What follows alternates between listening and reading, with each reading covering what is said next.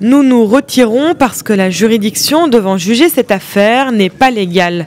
Nous récusons les membres qui la composent. Ce sont les mots de Michel Traoré, avocat de l'ancien chef d'état-major Bourié Makéré, une position reprise par l'ensemble des avocats de la défense.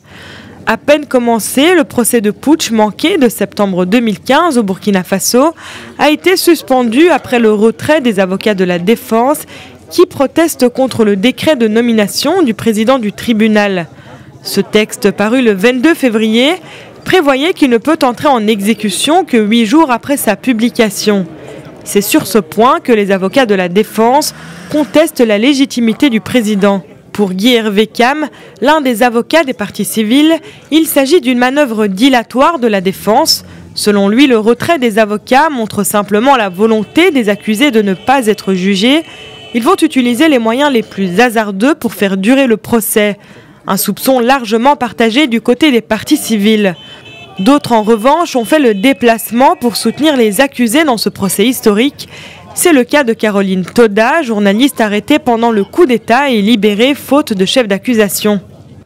C'était une instruction.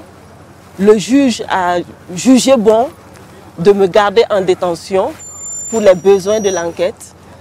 J'ai fait 4 mois, on m'a libéré de façon provisoire. Et après, le juge a décidé d'un non-lieu parce qu'il n'a rien trouvé contre moi. Et donc aujourd'hui, je suis libre. Au total, 66 militaires et 18 civils. Parmi eux, les généraux Gilbert Diandéré et Djibril Bassolé, cerveaux présumés du coup d'État, sont poursuivis pour attentat à la sûreté de l'État, meurtre, coups et blessures volontaires ou trahison. Une tentative de putsch qui a fait 14 morts et 270 blessés, où des soldats du régiment de sécurité présidentielle avaient tenté en vain de renverser le gouvernement de transition mis en place après la chute du président Blaise Compaoré.